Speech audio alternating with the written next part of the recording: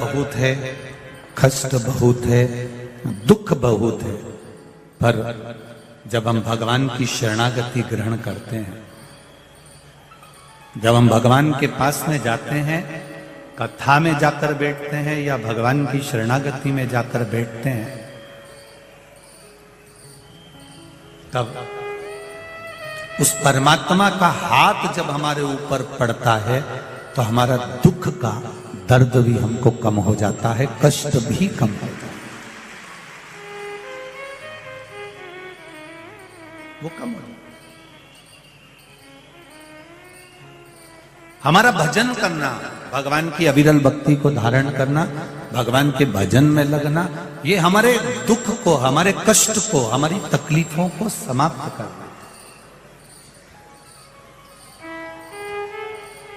शिव कथा कह रही है, भगवान शंकर का संवाद कहता है,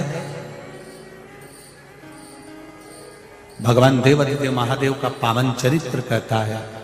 देवऋषि नारद ने जब भगवान शंकर का अपमान कर दिया अहंकारवश,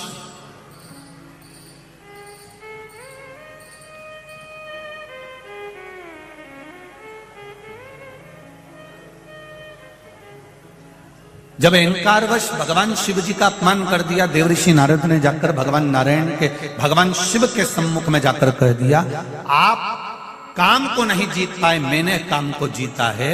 शिव जी को जब थोड़ा सा नीचा दिखाया, तब भगवान शंकर को क्रोध नहीं आया। शिव जी ने अपने गले की रुद्राक्ष की माला उतारकर देवऋषि नारद के गले में दे दी, और देवऋषि नारद के गले में जब माला पहनाई, देवऋषि नारद आगे गए, उन्होंने अपनी गले की माला निकालकर जमीन पर पटक दी और सीधे भगवान विष्णु के पास चले गए, सीधे भगवान नारायण के पास। और नारायण के पास जाकर उन्होंने, देवऋषि नारद ने कह दिया कि मैंने काम को जीता है जिसको देव अधिदेव महादेव नहीं जीत पाए।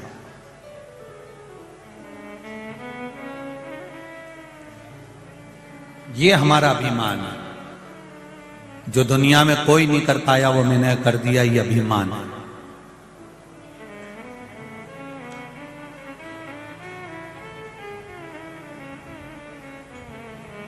रावण भी विद्या में निपुण था और श्री हनुमान जी महाराज भी विद्या में निपुण थे।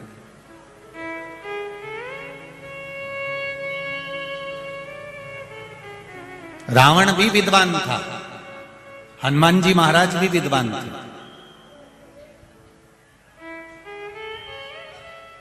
पर रावण को विद्वान कहा गया पर विद्यावान नहीं कहा गया।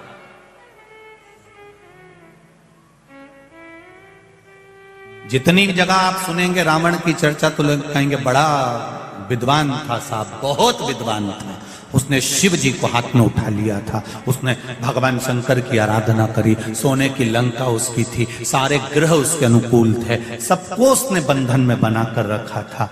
बताओ कितना कितना लोगों ने कहा सब बहुत विद्वान है, बहुत विद्वान है, पर आज तक किसी ने यह नहीं कहा कि रावण विद्यावान था। लोग कहते हैं विद्वान था। विद्वान और विद्यावान में अंतर होता है। विद्वान जो होता है उसको अहंकार बहुत हो जाता है, और जो विद्यावान होता है वो अहंकार से विहीन हो जाता है।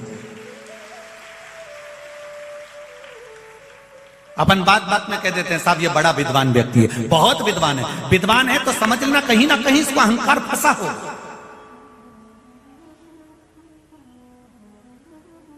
साहब हमारे गांव के ये बड़े विद्वान व्यक्ति हैं, अब वो कहीं ना कहीं अभिमान उसके सम्मुख में आ जाएगा।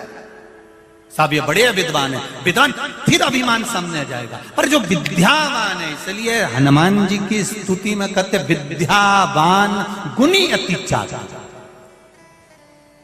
हनुमान जी को विद्वान नहीं कहा किसी ने भी, हनुमान जी को विद्वान कोई नहीं बोला।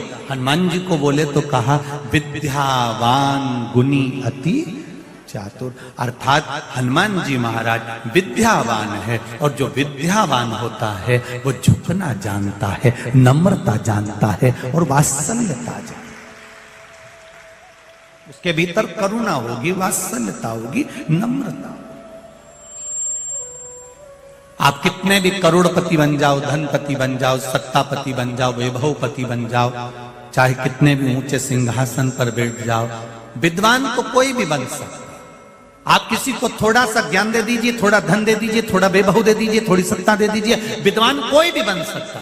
पर विद्यावान बनने में पूरी जिंदगी निकल जाती है कि धन भी आए तो हम नम्रता सीखें, कुर्सी का पद भी मिल जाए तो हम नम्रता सीखें, वैभव भी मिल जाए तो हम नम्रता सीखें। जिसमें नम्रता का भाव होता है वो जीवन का सबसे बड़ा विद्यावान व्यक्ति होता है। वो विद्वान नहीं कहलाता, उसकी विद्या की निपुणता हो, उसकी विद्या की प्रबलता हो।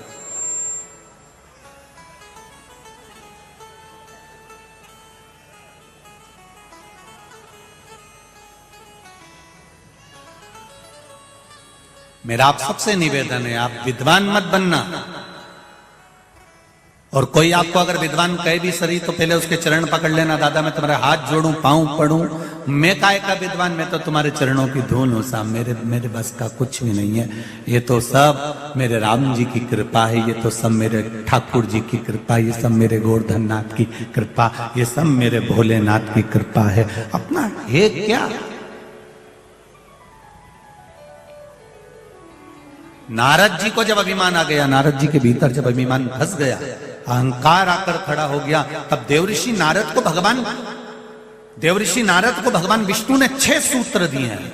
इन 6 सूत्र को नारद अपनी जिंदगी में उतार कर रखना, तब तेरा अहंकार समाप्त हो जाएगा और शिव तुझे मिल जाएंगे। और शंकर अगर मिल गए, शिव जी से हमें सीखना ही क्या चाहिए? शंकर भगवान से क्या सीखना है? भगवान शंकर से सीखो विद्यावान, शंकर भगवान से सीखिए। शिव जी ने जब ब्रह्मा जी के द्वारा वीणा देवी उत्पन्न हो जाती है, ब्रह्मा जी के द्वारा सरस्वती उत्पन्न हो जाती है, ब्रह्मा जी के द्वारा जब वीणा और सरस्वती का प्रागट्य हो जाता है, तब वीणा देवी ब्रह्मा जी के पास में जाकर खड़ी हो जाती है। और वीणा देवी ब्रह्मा जी के पास जाकर खड़ी होकर कहती हैं कि मुझ में जो बल है वो बल किसी में भी नहीं। स्वयं वीणा देवी ने कह दिया, सरस्वती कह रही है कि मुझ में जो बल है वो किसी में नहीं है। ब्रह्मा जी ने उसी समय पर थोड़ा सा ब्रह्मा जी को बुरा लगा और ब्रह्मा जी ने कहा कि अगर तुम कहती हो कि तुम में बल है, किस चीज का बल है? मैं स्वर की सम्राट हूं,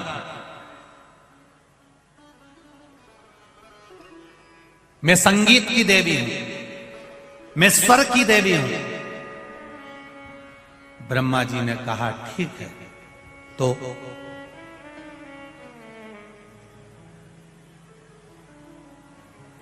बच्चों के लिए तो तुम्हें नम्रता होना चाहिए ना।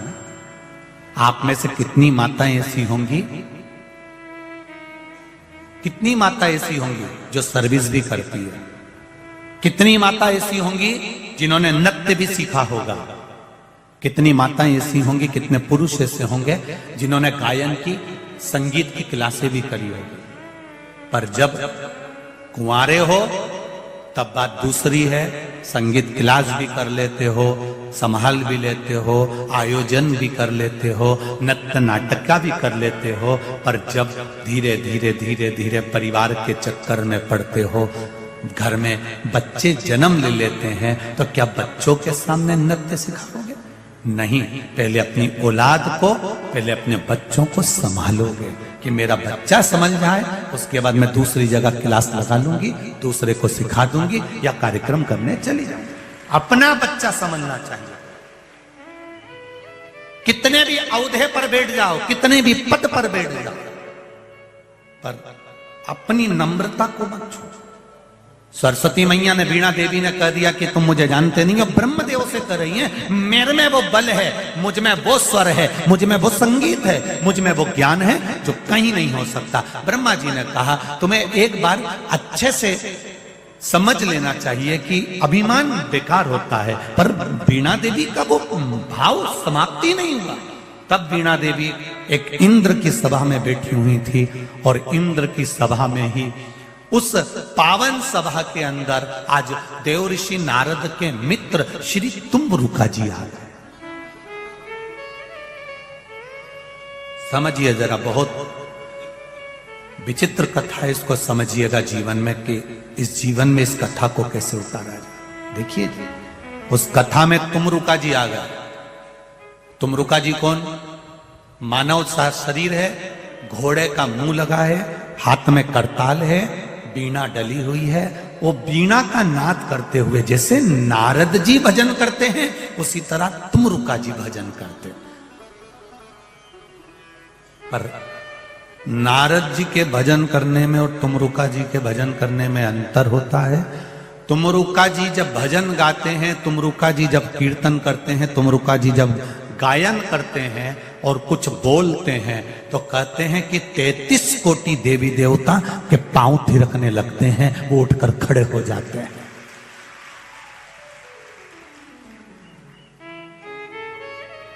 तुमरुका जिन्होंने ये शिव महापुराण की कथा का वाचन किया, तुमरुका जो नारी के गर्भ नहीं ठहरता है, उस नारी को भी संतान देने वाला अगर कोई देव कहलाता है तो वो तुमरुका जी कहलाते हैं। और उसके प्रमाण ये थोड़े से जो पत्र पढ़ेंगे, तो जितना तुम्हारे ललाट में लिखा है उतना देंगे। भगवान विष्णु देंगे तो तुम्हारी किस्मत में जितना लिखा है उतना देंगे। और मेरा महादेव जब देता है तो छप्पर फाड़ कर देता, वो नहीं सोचता देने, वो सोचता नहीं है देने। यही है, लिया लिया करूंगा। जिन माताओं को 8 साल, 10 साल, 5 साल, 6 साल, 4 साल, 12 साल हो गए हों, निवेदन है, भले टेस्ट बेबी आप करा रहे हो या कुछ भी क्रम कर रहे हो, दवाई गोली डॉक्टर की भी लेते रहो, मना नहीं है, पर साथ में रजस्वला धर्म का 7वां दिन हो, सफेद आंकड़े की जड़ भगवान शिव जी पे से 21 बार घुमाकर तुमरुका जी का नाम लेकर लाल धागे में शिव जी का दर्शन करते हुए दोनों पति पत्नी मंदिर के अंदर रहें, तब कमर के ऊपर उसको बांधिए। शिव कृपा, उसकी कृपा बिना कुछ नहीं हो सकता। पर विश्वास के साथ कई बार सफेद आंकड़े की जड़ या तो पति लेकर आ जाता है, या पत्नी लेकर आ जाती है, या किसी मोहल्ले वाले से बुलवा ली जाती है। फिर लोग कहते हैं हमने भी बांधी थी।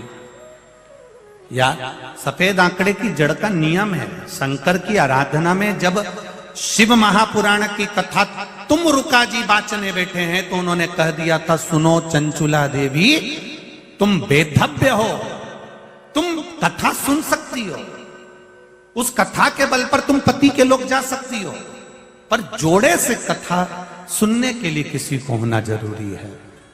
तब उस समय पर तुमरुका जी ने मार्ग बता दिया हमको कि सफेद आंकड़े की भी जड़ अगर लेकर आना है तो पति पत्नी दोनों जाएंगे, दोनों लाएंगे साथ में, तब जाकर उसको शिव मंदिर तक दोनों लेकर जाएंगे। शिव के द्वार पर दोनों मानेंगे। हम दोनों में से किसी को भी अगर दोष है, कोई तकलीफ है, तो बाबा आप बैठे हो, आप बैठे हो।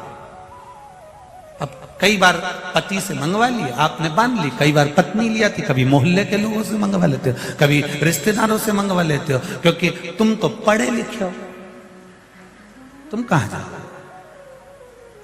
शिव भक्ति की ओर अग्रसर। तुमरुका जी सभा में पहुंच गए, बीणा देवी गा रही थी, सरस्वती मैया स्वर फैला रही थी, और तुमरुका जी उस समय पर पहुंचे। पहुंचते से तुमरुका जी ने केवल अपनी वीणा का एक तार बजाया। अभी तक सरस्वती के गायन पर सब बैठे हुए थे, केवल तुमरुका जी का वीणा का एक स्वर बजा और 33 कोटि देवी देवता खड़े हो गए। एक स्वर बजते ही, तुमरुका जी का मात्र वीणा का एक स्वर पड़ते से ही सब खड़े हो गए। वीणा देवी का चेहरा नीचे झुक गया। वीणा देवी के चेहरे पर सल पड़ गए। मैंने इतना गायन किया तो कोई नहीं खड़ा हुआ, मैंने इतना भजन गाया तो कोई नहीं खड़ा हुआ, और तुमरुका जी केवल एक वीणा का एक स्वर ही दिया था, सब खड़े हो गए। ऐसा क्या है इसमें? तब ब्रह्माणी सरस्वती वीणा देवी वापिस आई ब्रह्मा जी के पास में, मुझ में क्या कमी है? ब्रह्मा जी ने कहा, तुम्हारे स्वर के लिए अभी तुम्हें और मेहनत करना पड़ेगी।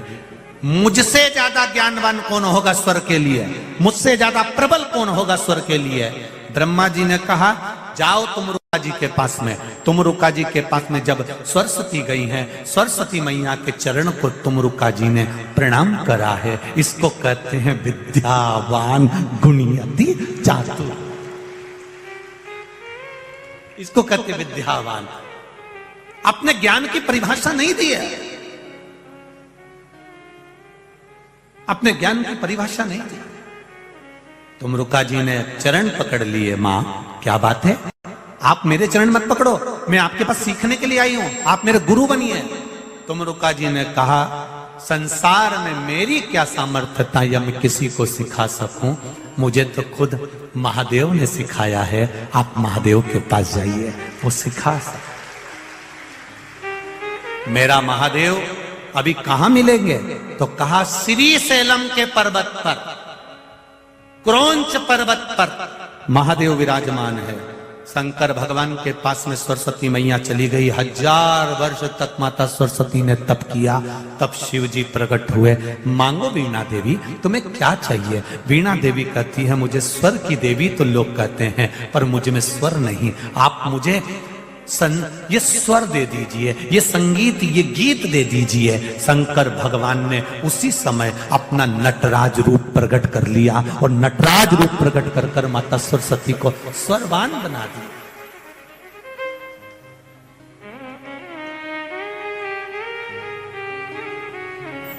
हम बच्चों से कहना चाहेंगे, छोटे छोटे बच्चों से, आप माता सरस्वती की आराधना करा करो। मेरा बच्चों से निवेदन है, कभी जिंदगी में अगर मौका मिल जाए और सरसों के फूल यदि आपके जीवन में आपको कहीं से प्राप्त हो जाए, सरसों के फूल जानते हो ना, पीला कलर का होता है सरसों का फूल, आप प्रयास करो सरसों का फूल। जिस दिन माता सरस्वती का, मेरी बागेश्वरी का जिस दिन प्रागट्य उत्सव हो बसंत पंचमी का, उस समय पर माता सरस्वती का स्मरण कर कर वो सरसों का फूल आप देव अधिदेव महादेव को चढ़ाइए। जैसे माता सरस्वती को ज्ञान दिया था, वैसा मेरा महादेव आपको भी ज्ञान दे। वो सरसों का फूल आप देव अधिदेव महादेव को समर्पित। कई जगह पर आम के जो झूमर होते हैं वो, कई जगह पर सरसों का पुष्प, सरसों का फूल। वैसे शिव महापुराण के अनुसार अगर अपन देखें तो बड़े रोग में भी कारगर होता है। जिसको कैंसर जैसा रोग हो जाता है या किडनी लीवर जिसका डैमेज हो जाता है, इसके लिए हमने पहले भी कथाओं में वर्णन किया है। आप उसका स्मरण कर एक पत्र आया है,